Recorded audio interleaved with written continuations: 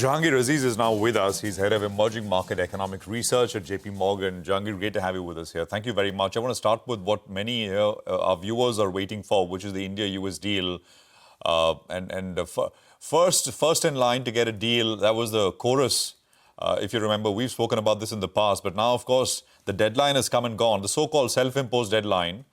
But we don't have anything yet. But we don't have a letter as well. So naturally, negotiations are going on and it's going to be back and forth. But what is your sense? Seems like it's not such an easy, clear path. And we're talking about a limited two-page document kind of deal, like an agreement. Go on. Look, I mean, there are two ways, Prashant, to look at this. One is that the fact that India hasn't received a letter means that the US is taking India's views seriously, and they are actually being forced to look at the details and the nitty-gritty and the granular nature of a trade deal. Typically, trade deals take about 3 to 4 years, and trying to get it done in 3-4 months is asking a bit too much. But the fact that there's no letter the way in which was sent to Japan, which also went through a very protracted period of negotiations, or with Korea, is that this is being taken seriously by both sides, and so that's the positive way of looking at it. The other way of looking at it is that, look, one of the two sides is going to give up, and we are probably going to see a letter coming, if not this week, and then next week, because a conclusion or resolution has to be done, and the India trade negotiations can't be kept open. So that's the way I'm looking at it. That to me, at least it's a positive sign that people are actually, and both sides are looking at the granularity of what makes a trade deal. Jahangir, hi, good morning. I mean, look at the markets. They've now stopped even reacting to trade deal news. So either the market is a genius, or it's missing something. Now, we don't know. I mean, Brazil, on one hand, is 50%, but even large trading partners like South Korea are getting 25%, Japan getting 25%. Markets just not reacted at all. I mean, will these tariff numbers end up being a non-event, economically speaking, or the other reality could be that they'll eventually be negotiated down even lower? What's your sense? So I think that, there has been, given the fact that there's been a lot of uncertainty around what the levels are, there's been a lot of pushing back on deadlines. There's been a lot of exemptions.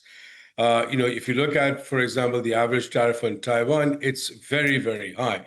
If you look at the effective rate on Taiwan, it's actually very, very low, simply because there's been a massive amount of exemptions. Almost 80% of Taiwan's exports, which are semiconductors, is exempted from those things. So given all of these exemptions, given the pushing of the deadline, given that deadlines have come and gone and have been extended, I think there has been a sense in the market, and, based on this, sort of movements, it's not unjustified that, at the end of the day, the bark is louder than the bite.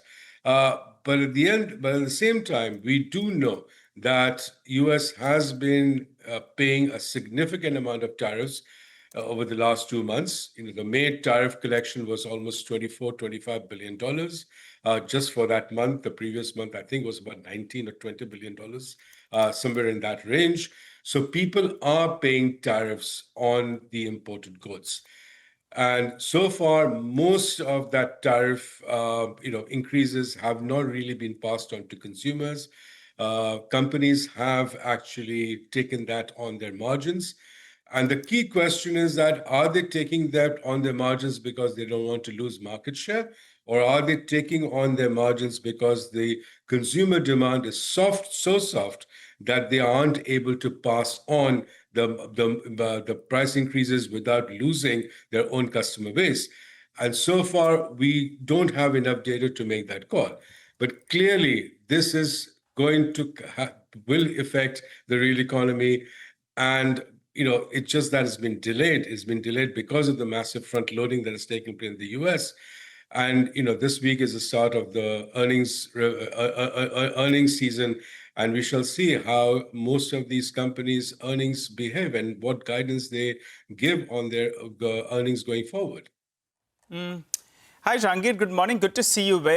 What about, besides Trump's tariffs, the other interesting data point that we get on a day-to-day basis is his attacks on Powell, forcing him that you need to go ahead and cut some rates. We had the FOMC minutes that came in yesterday. Yep. What do you make of it? And in terms of a rate cut, will you rule out completely that we get one in July? Because there was some kind of hint, some kind of expectation, but maybe that's too optimistic. Your take. Look, I mean, at least the FOMC and the chair has taken a very, consistent stance, right? That they want to see the impact of the tariffs go through the price level, and that hasn't happened as yet. But they do expect, as so do we, that the impact of the tariffs will get passed on to prices first, and then the impact of that on the labor market. And before they see that, they are uncomfortable changing the interest rate. And I think that's our view too. And I think that consistency, will prevail. I think in July, which is about 2 weeks from now, end of July, I think it's way too early. Just look at the non-farm payroll. The headline numbers is 147,000. That has been, significantly higher than what the market had expected. The private payroll was down to 74, but it wasn't down to a level, 74,000. It wasn't down to a level that would create panic. So I think people meaning the FOMC will want to see the actual data showing signs. Either the labor market is slowing down more than they expect, or things are moving into inflation. And neither of those two things have happened. So I don't think that the Fed is going to move till they see that. And in our view, we don't think the first rate cut comes any before December.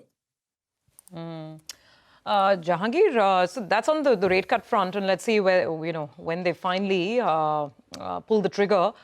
The other thing is, again, I'm going back to that question of why the markets are not too bothered with all these, tariff announcements and the letters as of now. The other narrative that's building in is that the US is going to be collecting a huge amount of money through the tariffs. Mm-hmm. Mr. Besson said that $300 billion are coming this year, and there are bigger estimates. Some commentators are saying that the tariffs alone could wipe out the budget deficit and this big, beautiful bill deficit over a decade. I mean, I don't know. Does that narrative make sense to you? And could that be a reason why the market is not too negative on tariffs suddenly?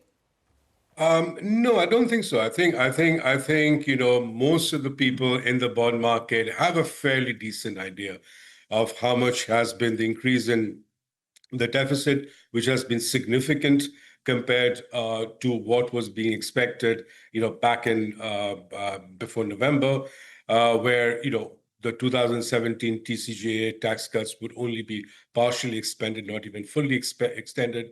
We've had that and more, and the spending cuts have been significantly less than what is required. So the overall budget deficit, most analysts would say that is now looking for a 7% average for the next 10 years. So that's a massive increase and a sustained massive increase in budget deficit. And this includes people's views about what the tariffs are. I think if you just look at, as I just mentioned, $24 billion coming into May. If you just take that and multiply by 12 and say, okay, you're going to get, ridiculously high numbers of revenue. That is only true if, all of these tariff increases does not change people's behavior in reducing the amount of imports. And let's not forget that the reason as to why we're seeing this very large tariff collection is because there's been a massive amount of front-loading, both in the first quarter as well as in April and in May, by U.S. importers of both intermediate goods and final consumers, because they are really afraid as to where tariffs will eventually land, and they want to build up the inventories before that. So I don't think you can look at these numbers and say, this is going to be life forever. Yeah, no, absolutely. I remember this conversation with Jim Rogers. Not Jim Rogers. Jim O'Neill? Did you speak to Mr. O'Neill recently? It was Mark Mobius. Mark Mobius.